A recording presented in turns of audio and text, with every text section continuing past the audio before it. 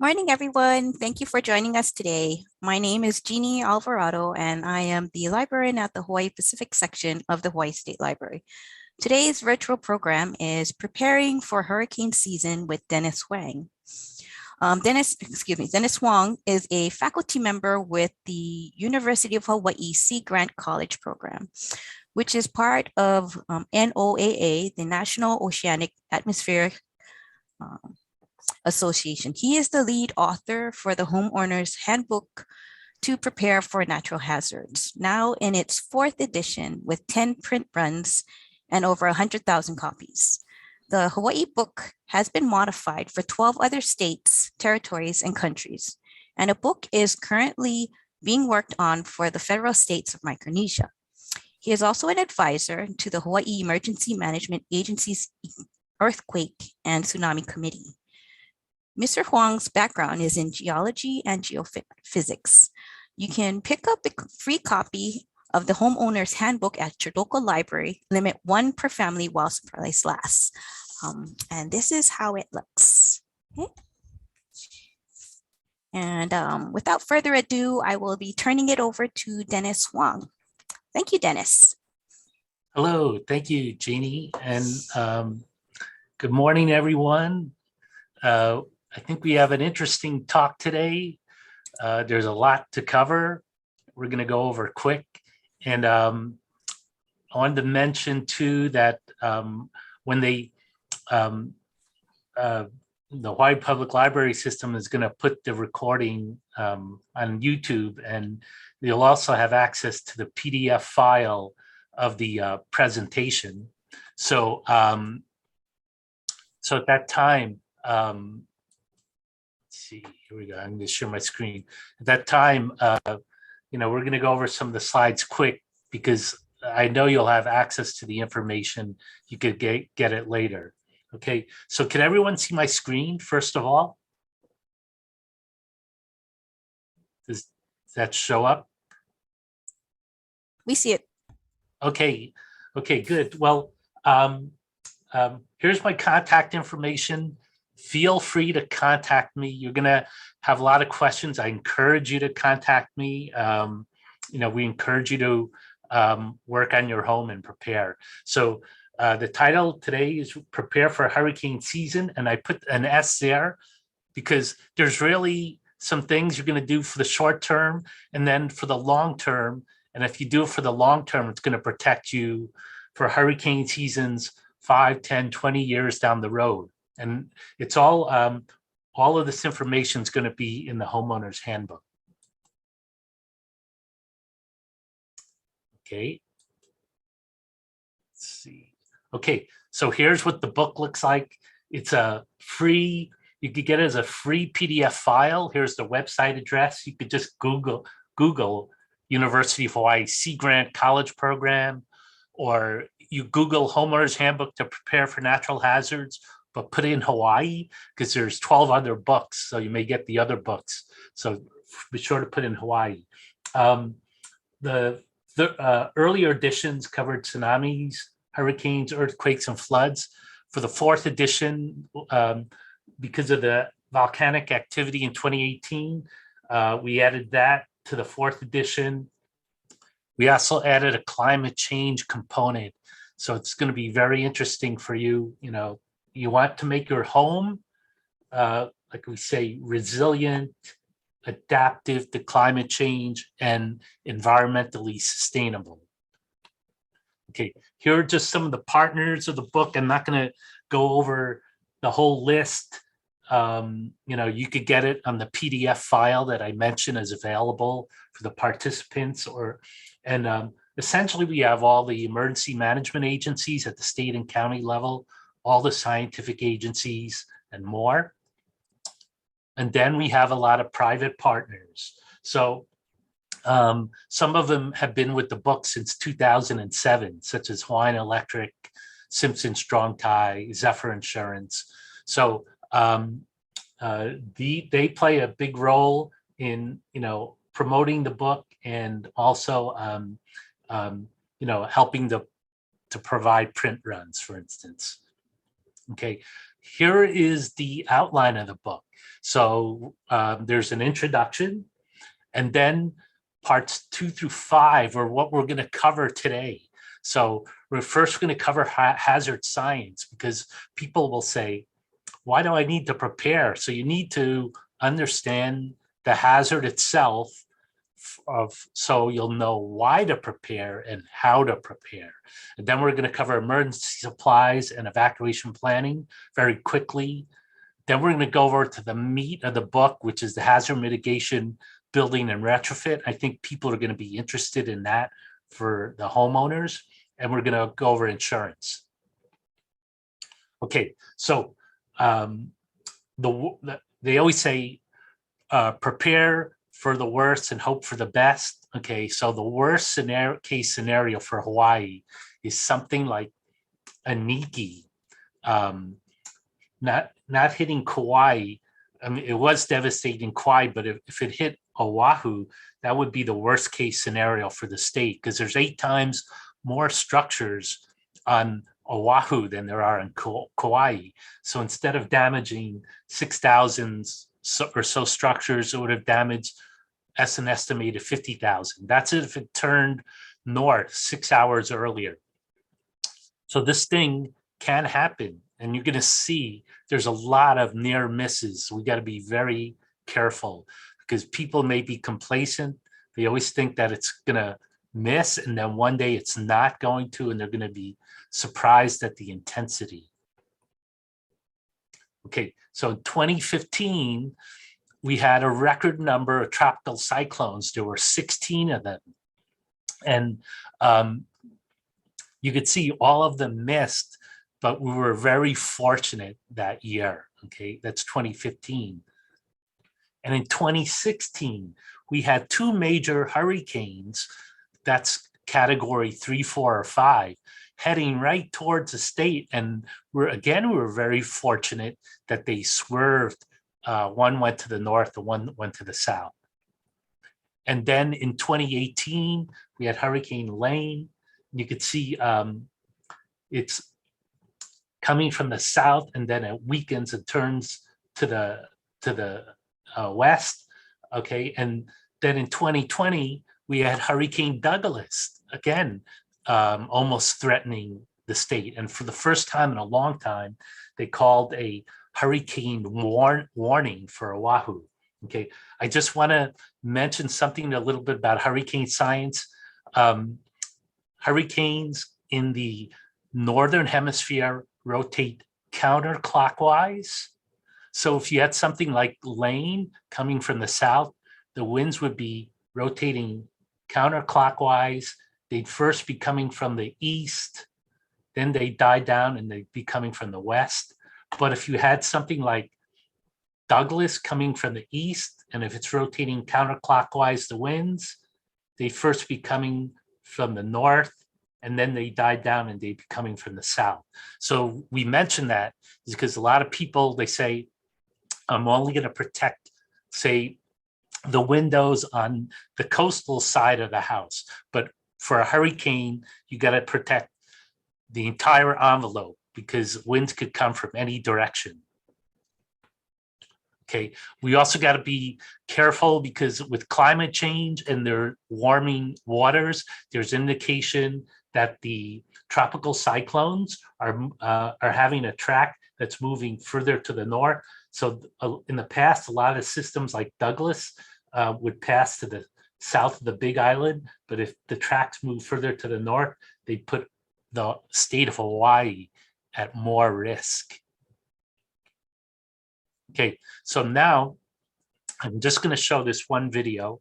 Let me stop the screen, and then share another. Okay.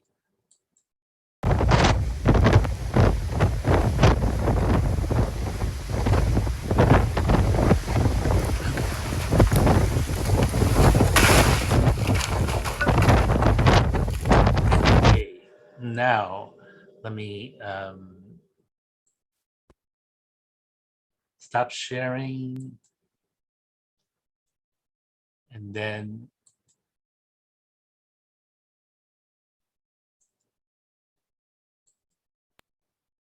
okay, so is everyone able to see that video? I guess, hopefully you were able to see that video. Okay, so that happened in 2021. And you may say, wait, there was no hurricane or tropical storm in 2021. How could that happen? That was in Manalani Heights. So,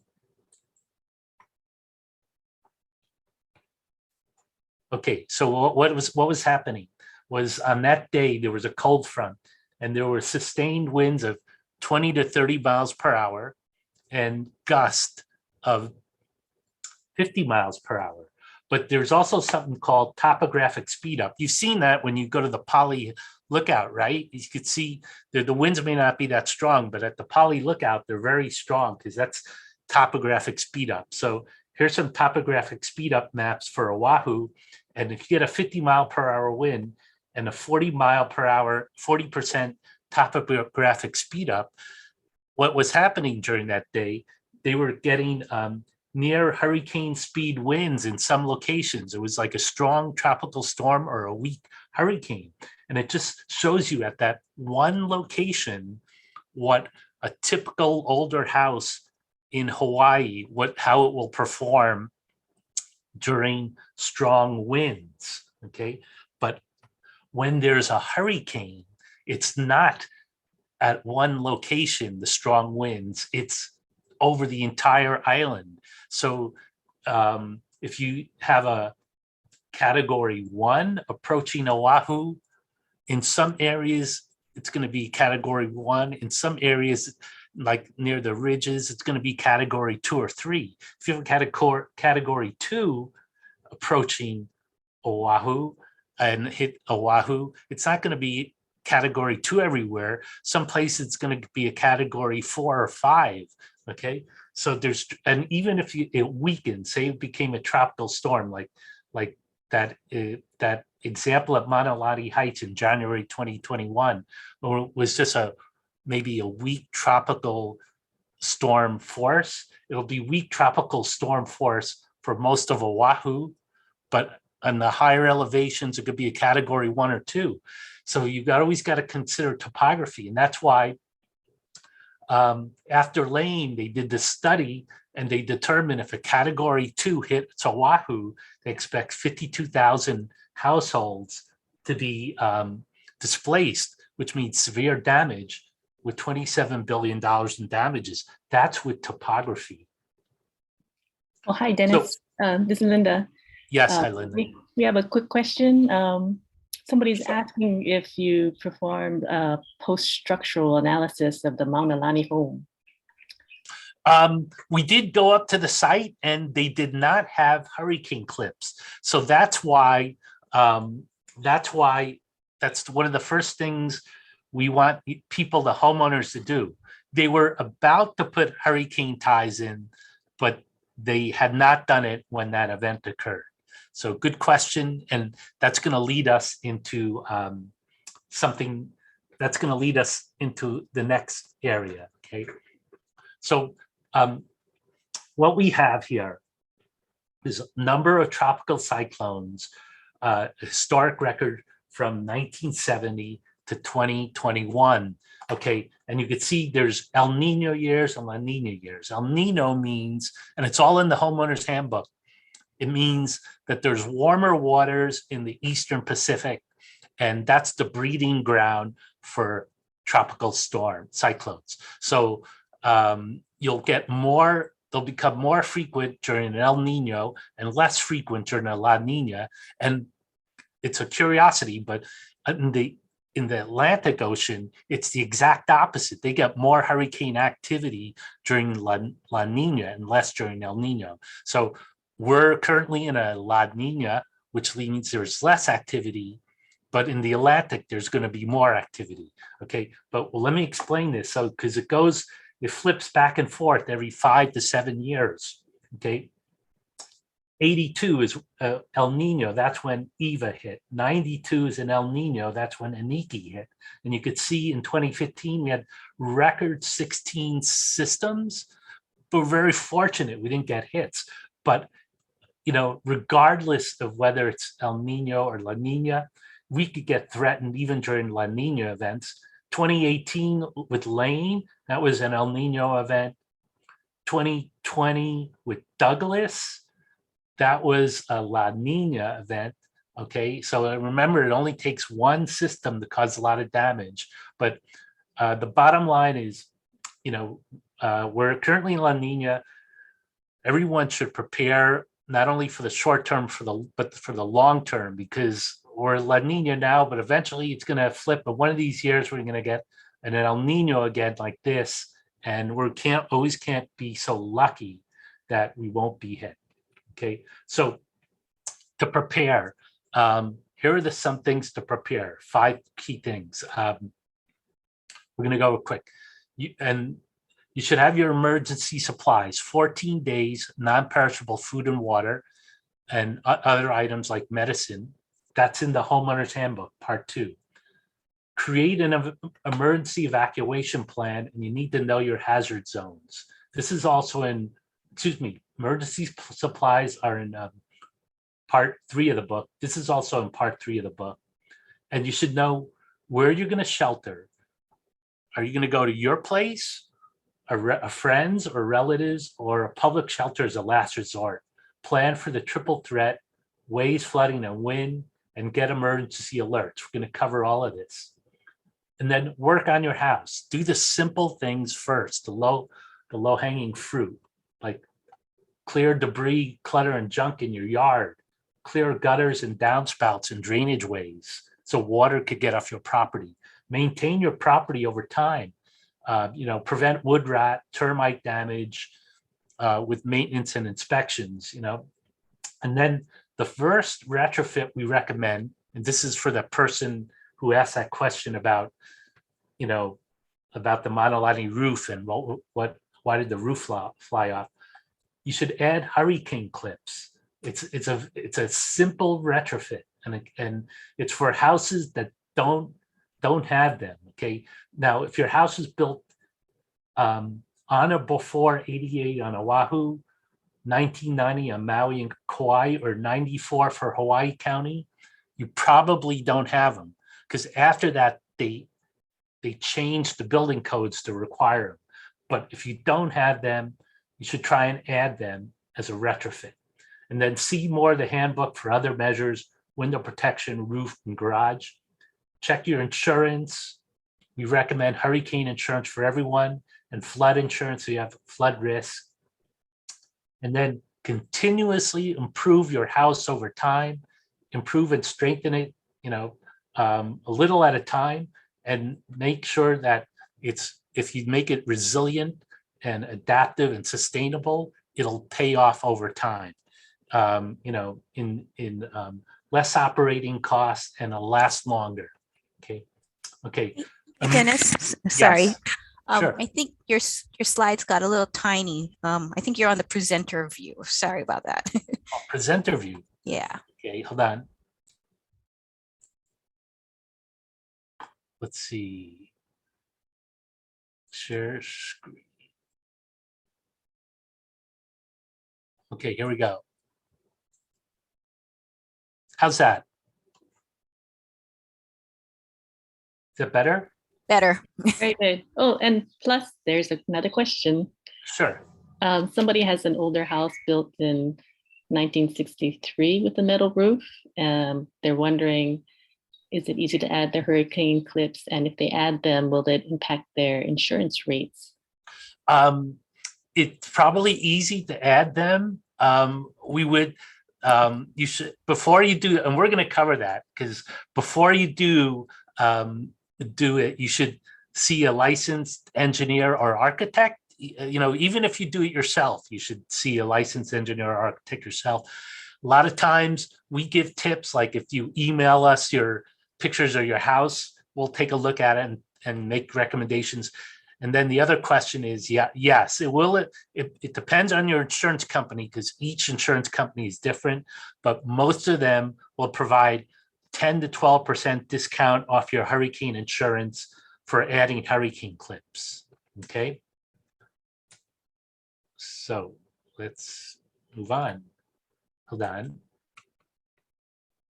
Okay. Emergency alerts. We're going to talk about emergency evacuation planning. Okay, so one of the first things you should do is get emergency alerts so that you could be notified on your smartphone about any emergencies in your county. So each county, and again, I'm not going to go over this in detail, but you're going to have the PDF file or recording of this. You could see, you go to the website for each county emergency management agency, and Kauai, you go to this website, you get the emergency alerts. Honolulu, you go to hnl.info. Maui, you go to Makaala. And then Hawaii County, you go to the Everbridge app.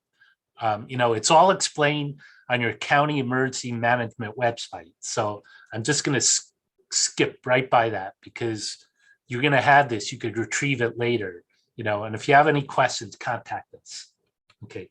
Now, you need to know your hazard zones. So you need to know where you are in relationship to a tsunami, evacuation maps, and also for hurricane purposes, you need to know for your flood maps and storm surge maps. So they are different. You do not use your tsunami evacuation maps for your hurricane planning. Okay, so in this slide, it just shows where you could get the different maps. Okay, and I'm going to go on. And again, we mentioned for your hurricane plan, you look at both your flood map and your storm surge map. Your flood map, here's your website here. Your storm surge map, here's your website there, and you could look at it. And I'm going to show you an example for Wailupi Peninsula on the south shore of Oahu. You can see this peninsula. The flood map indicates it's safe to stay there during a hurricane. Okay, there's be some flooding from the stream channel and flooding along the coast, but the peninsula looks safe. But the storm surge map indicates the peninsula is not safe and the stream is fine. That's why you need to look at both, okay? Because you need to look at both to create your plan to know what's possible. But it's important that you wait for instructions from local emergency managers first, because this storm surge map is like a worst case example. And it's like for a hurricane coming from the south, like a Niki or Lane. But if it's, say it's like a hurricane coming from the east, like Douglas, you may not have that storm surge concern. So that is why you need to wait from instructions from local emergency managers, but go to these websites beforehand to know what's possible in your area. Okay, then the other thing, okay, remember the triple threat from a hurricane: flooding, storm surge, and wind. Okay, so the other reason you may need to evacuate is if your house is not strong enough for the wind. Okay, remember the story about the three little pigs? Houses made of straw, wood, and stone.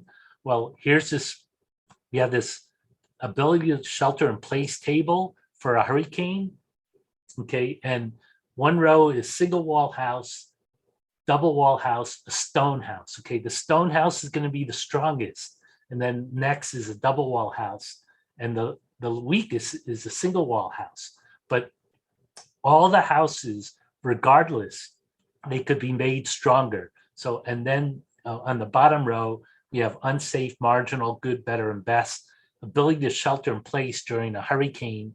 So your goal is to identify where your house falls. Is it a single wall house, double wall house, or concrete? And then do some of the simple measures to move your house to the right, to make it stronger, to make it more likely you could shelter in place. So, for instance, if your house here, you want to make sure it's in good condition.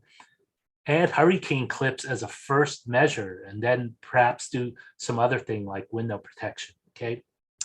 So that's how you create your evacuation plan. You got to make sure you're not in a flood zone or storm surge zone. Your house is strong enough for the wind. Hopefully your house is strong enough for the wind, but if it's not, go to a friend's or relative's place that's strong enough for the wind, or go to a high rise. If you have a friend or relative that lives in a high rise, go there, or use a public shelter as a last resort. Okay, now we're going to go over retrofitting and making your house stronger. It was alluded to in that shelter in place table. Okay, so here is a block in Texas after hit by Hurricane Harvey.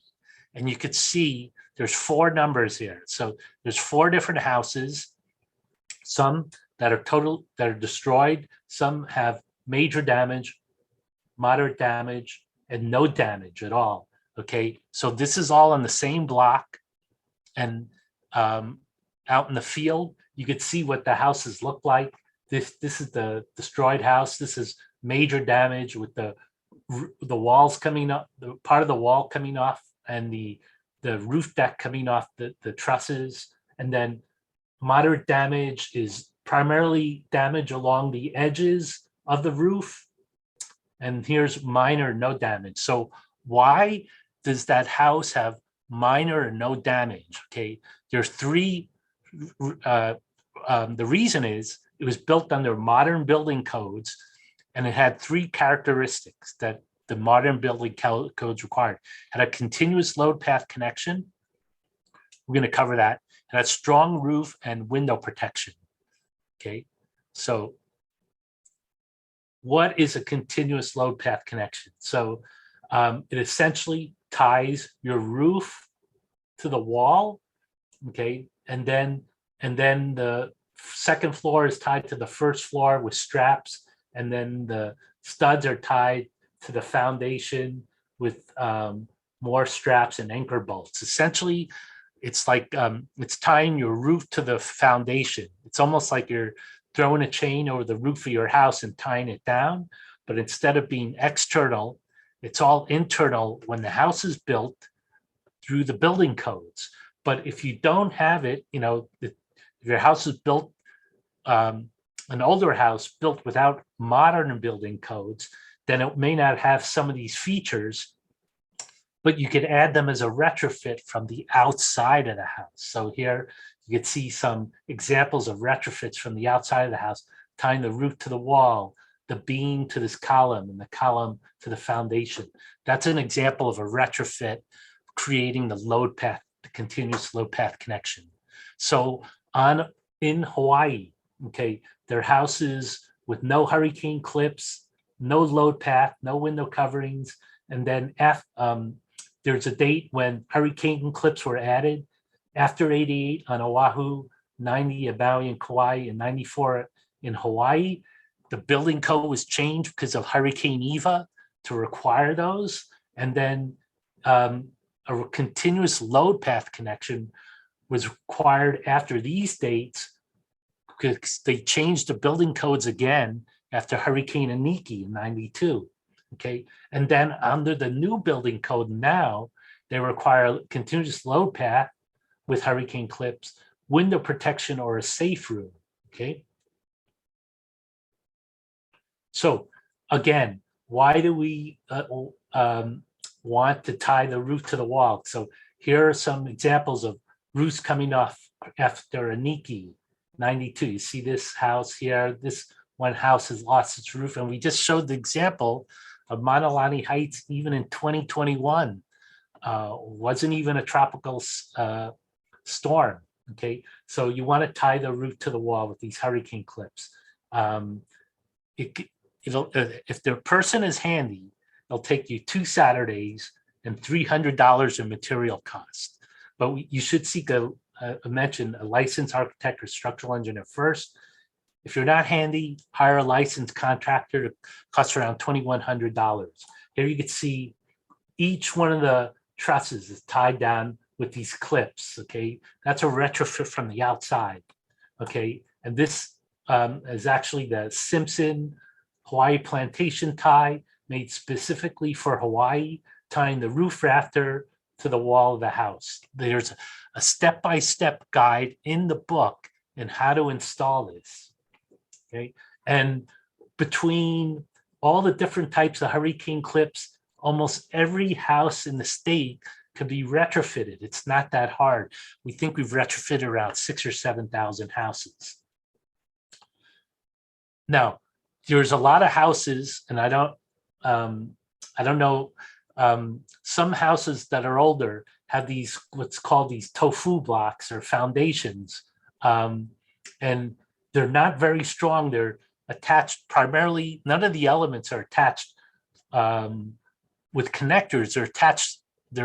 They're attached solely by friction. Okay, so when there's an earthquake or there's a hurricane, they could be knocked off their block. So there's a step-by-step retrofit in the book. I'm not going to go over it. If you have questions, contact me.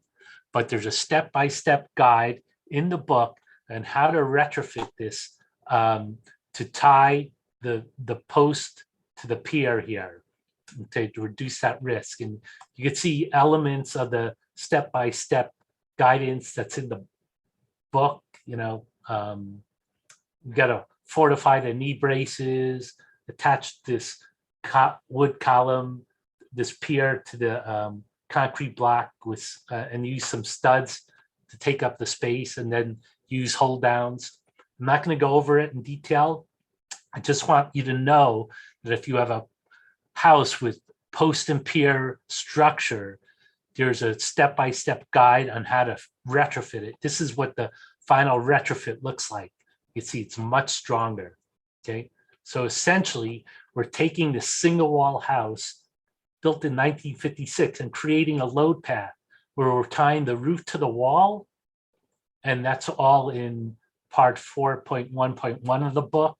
And then we're doing the post and pier retrofit that's in part 4.1.2 of the book there. So it's a stronger house. Oh, the person who asked that question about impact on hurricane insurance, when you do these double retrofits, I think it was a 10 or 12% for the hurricane ties and a 10 or 15% for the foundation. The hurricane insurance premium went from almost $1,200 to $900. And when it comes time to sell the house, it's actually a benefit. It adds value to your house because people, when they want to buy a house, you know, they look for features that distinguish it from other houses in the area. This was the only single wall house that was actually had a load path. So this is like a simple way to protect your house, add value to it also. The other thing you need to do is protect your windows. This house here has a complete envelope, and wind protection is only on the outside. But if you have a breach, say the window breaks or someone opens their window, people should not open their windows. There's internal pressurization. The house is more likely to blow up like a balloon. And then your hurricane clips, which are tying your roof to the wall, they're working extra hard and more likely to fail. And if you don't have hurricane clips, that'll be even more likely to fail. So here's different types of window protection. Here's at the National Weather Service, roll down shutters. The Board of Water Supply after Hurricane Douglas put up hurricane fabric. This is for large or unusually shaped windows. There's plywood, which is the cheapest and most readily available material, but takes the most time to put up. And then there's polycarbonate panels. These are new panels that were brought in by Hardware Hawaii. They are just as strong as plywood, but lighter. Okay. Well, actually, Dennis, I have a question about the polycarbonate sheeting to protect whole windows. Is there a minimum? Is this minimum size? Size, I guess. The ones that are brought in now are 4x8s, but 4 feet by 8 feet. But you could join them. There's also a contractor, if you're interested, they have polycarbonate panels that are larger in size. But the ones at Hardware Hawaii, you could buy as individual sheets. The ones if you're going to go to the contractor, they would, for you to have them put them in for your house, you would, have to hire them to put them in. Okay. Oh, let's see. Any other question? There was another question going back to the roof, the distance between roof screws on each panel. That's a little technical, but. Oh yeah, it'll be in the handbook. Depending on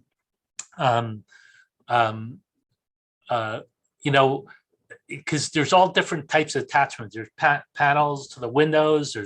We're going to cover roofing very shortly, and so there's like specs for screws that go into roofing and stuff like so. We'll cover that, and if there's any questions, again, just feel free to email me. Okay. All right. Oh, okay. Yeah. And then people were saying it's not the size of the panels, but the thickness, either of the polycarbonate or the plywood. Yeah. Well, both of these will pass the plywood. If it's 1/2 inch thick, let's see. We recommend 5/8 inch plywood. It's the strongest, but it's a little heavy. If you can't handle that, use 1/2 inch plywood. 1/2 inch plywood is allowed under the building code. It will, it's allowed under the building code. It's stronger, but it won't pass the missile test. The missile test is like what they require in houses in Florida, but it'll still be a lot more protected than nothing. So, and again, if you have questions like that, just email me. Yeah, thank you. Okay, there's also accordion shutters. These, this is a house in Kaima Key. They just deploy them at the appropriate time. Okay, the other thing too is there's things called impact resistant windows where it's not only, they test not only the glass itself, but the window frame itself. It's tested as a unit. They fire a large missile test. This is what they install in Florida, like in hurricane areas. So, and the other thing I wanted to mention, there's a lot of parts in the book related to windows, landscaping, roofing, where we have not only resilience measures like this, but also measures that are, have a purpose of environmental sustainability and climate adaptation. Because when you put in like a window like this, it'll be more favorable for your environment. It'll dampen sound, block harmful UV radiation. And this right column is in the book, but also you could see the reflection off the window. It's not only reflecting window and light, but it's also reflecting heat. So make your house cooler, reduce energy costs. So these are measures. There's a lot of measures in the book that are both resilient and climate adaptive and environmentally sustainable. We'll get to another one shortly. Okay? So, but the bottom line for windows is like there are 10 different measures in the book on how to protect your windows, and the trade-off is cost. The most costly is impact-resistant windows. The least costly is plywood, but that takes the most time to deploy, and impact-resistant windows are always in place. So that's the trade-off. We don't encourage you to you don't have to go to the extreme, like all plywood or all impact-resistant windows. You could go to measures that are in between, and you don't need to do all of it on all of your windows of your house. You may do one thing on the first floor, such as plywood, and something else, such as impact-resistant windows on the second floor. So, it's all according to your own situation. Okay, now we're going to go to roofing. Okay, so roofing is key to a house, and whenever there's a hurricane, there's all different types of roof failure. But one thing to note is there's always the most wind pressure on the corners of the house and the edges, okay? So it could be 2 to 3 times greater pressure. And that's why a lot of failures occur at the corners and edges of the house, okay? This shows, let me go back, sorry. This shows different types of roof failures, okay? And all of this is covered in the book, okay? So the roof blew off. That's why you need the roof to wall tie. The plywood duct comes off the trusses. That's why when you re-roof, you could try and put ring-shaped nails in to attach the roof deck to the truss. The shingles could come off, and this may not seem like a problem, but it could lead to water infiltration. I'll show you an example of that, okay? And then the soffits and wall coverings come off. So all of this is covered, these 3 are covered in the Homeowner's Handbook. Actually, this one is covered in a new report that we did for Louisiana after Hurricane Ida last year, okay? So again, when the roof deck is coming off the trusses, you want to make sure that if you re-roof, to use, instead of using nails, use ring shank nails. These are little nails with like little shanks around the nail, and they have much greater holding power. Okay. There's also, I mentioned, when the roof shingles come off, that could lead to problems like with water infiltration. So here you can see this house in Louisiana after Ida, the shingles came off, and you could see there was like, you could see rays of light in between the roof deck. Even though the roof deck was still attached to the trusses, there's rays of light coming through, and that allows water to come through. So this is what the house looked like, because it had water infiltration. The water would come down, and then it would pond and spill over to the edges of the house, over the ceiling, and then there was just like water damage everywhere, just from water infiltration. So and you could see here are examples of houses in Louisiana from Hurricane Ida, and they had water infiltration. Whatever they do, you could tell they had water infiltration problems, because one of the things you need to do is remove all the porous material that's wet in the house. That could be drywall or carpeting or insulation. Okay, so in the handbook, we have measures to create a sealed roof. We want you to make a sealed roof for resilience and a cool roof for environmental and climate adaptation purposes.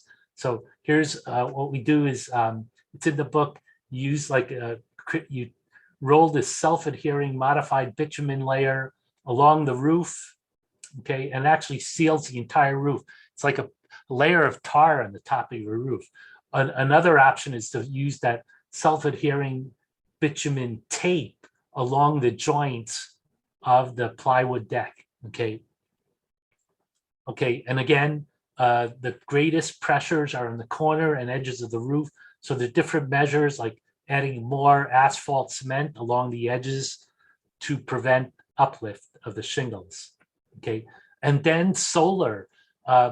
People may go, why would we don't recommend people re-roof now, but when people typically re-roof when they add solar, or when the roof reaches the end of their useful life, like after 25 or 30 years. Okay, so when you add solar, here's a chance to make your roof and house much more resilient, adaptive, and sustainable. Okay, first of all, solar, you don't want the solar panels to fly off. Okay, and you want to put the fasteners, you may want to put the fasteners closer together near the corners and edges of the house. It's all in the book. And also, so there's some resilience measures in the book on how to do solar. So I can't go over it all now, but one of the tips for adaptation and sustainability, if you get solar, size the solar for your house and an electric car, because if you oversize your solar, it may cost 25 to 30% more, but it's going to double your savings, and it could pay off the unit in like 7 years, and these solar systems may last 40 or 50 years. It's like really a no-brainer. Okay. The other thing for resilience is try and keep trees, like if you plant a tree, keep it a distance greater than the height of a full-grown tree. If you have trees with branches overhanging the roof of your house, try and trim those, and try and trim the tree so it doesn't act like an umbrella, more likely to topple over. Okay. In terms of insurance, we recommend insurance for everyone. Okay. There's a difference between hurricane insurance and flood insurance. Think of it like if you're getting water damage from the top down, like a lot of those houses we saw in Louisiana, that's covered under hurricane insurance. If you're getting water damage from the bottom up, you need flood insurance. Hurricane insurance we recommend for every house, because no matter how strong you make it, there's always residual risk. And then flood insurance if you have flood risk. Okay, again, here are the key things to do. Emergency supplies, know your hazard zone, create a emergency evacuation plan for a tsunami or a hurricane, and get your emergency alerts. Do the simple things on your house, clear the gutters, downspouts, clear your yard and junk, maintain the house, and add hurricane clips as a first step. See more of the handbook. Check your insurance coverage, hurricane and flood. And this may seem like a lot, but you just got to do the little things first. Continuously improve and strengthen your house.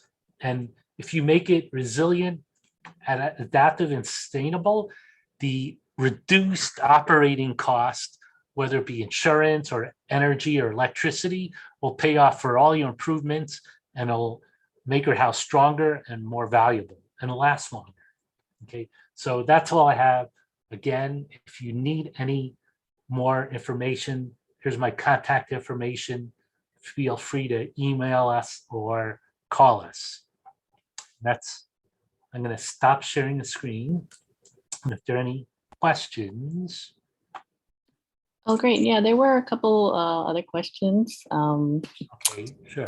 The person who was asking about the window coverings, the polycarbonate material, I guess we just want to clarify, were you saying that that was the same thickness as the plywood?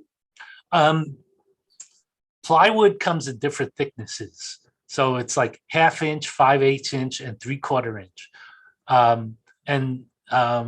Generally you use 1/2 inch or 5/8 inch for plywood. The polycarbonate comes in one thickness. It's usually, I think, if I had to estimate it, it appears to be like 5/8 inch, 5/8 inch polycarbonate. The panels are, regardless, wherever you get the panels, make sure that they have testing. They should, the manufacturer should show testing that shows that it passed, the large missile test. Yeah. Okay. All right. And the other question was, for houses built on columns, is there a greater risk for damage when being able to pass through the bottom of the house, and what can be done to mitigate this if it is? Okay, columns. So it's hard to.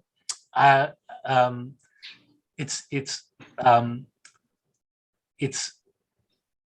not sure of the question, but columns. It could be post and pier.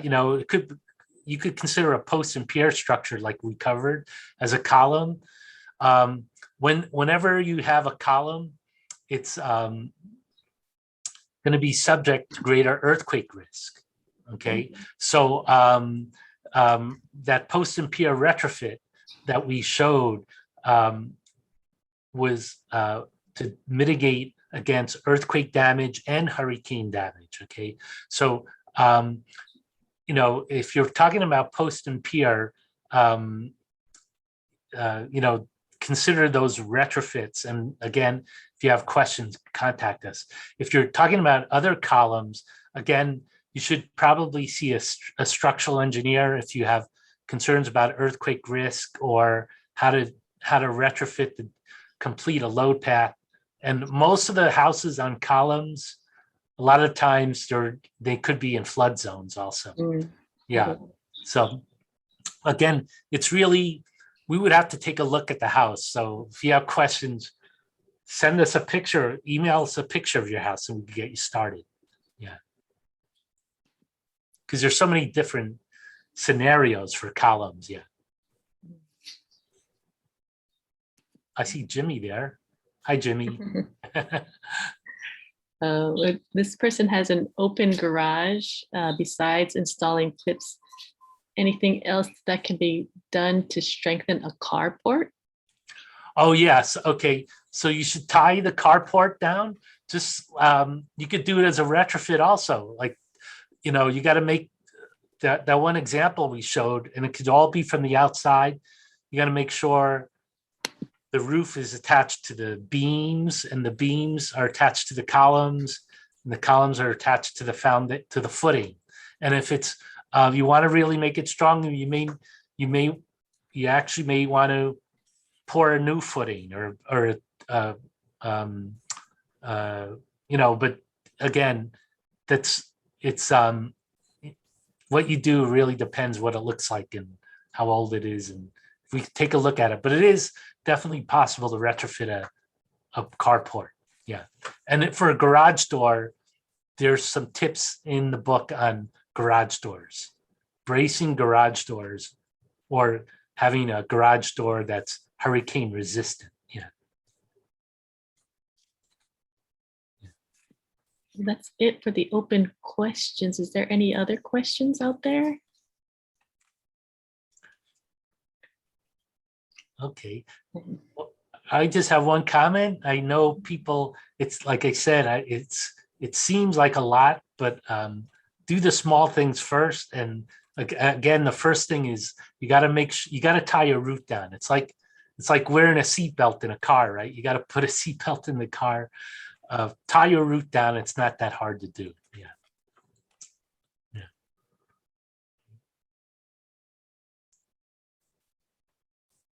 Any more questions? No?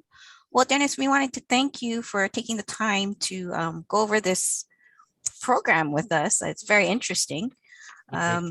Just wanted to let you folks know that this webinar is recorded and will be available 2 weeks. So probably look at after June 10th. And it's going to be featured on our YouTube, so our Hawaii State Public Library System YouTube channel. So Linda, do you have that link? Yeah, sure. And then, oh, sorry, one question we missed in chat. How does one find a structural engineer or architect knowledgeable about retrofitting old single wall homes to advise do-it-yourself owners? Okay. Again, contact us. There are there is a structural engineering firm like Martin and Chalk that's does a lot of structural assessments for single wall houses. We've used them in the past, and they've helped. They were involved in a lot of hurricane retrofits in the past.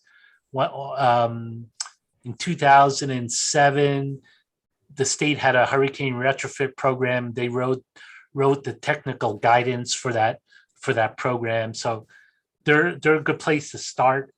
But you know, you could contact us also, and we could give you some tips. Yeah. Thank you so much.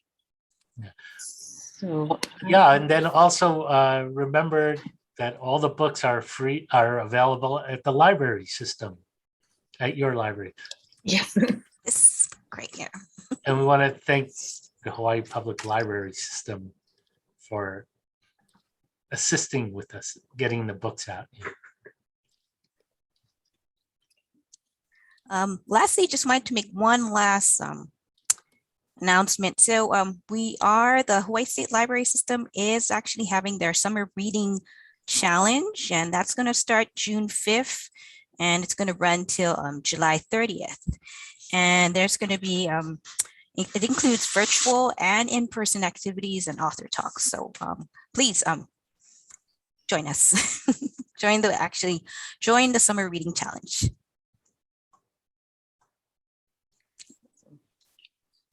All right. Okay, so looks like you have any questions, please actually send it to Dennis Wong. And we thank you again for joining us today. Thank you. Thank you. Oh, do we have one more question? Oh. We have one more question. Wait.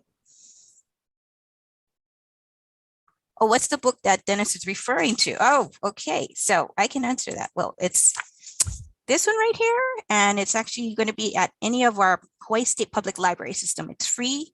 And Dennis actually gave us a whole bunch of books for you folks to actually help yourself too. One per family, please. That was a great presentation, Dennis.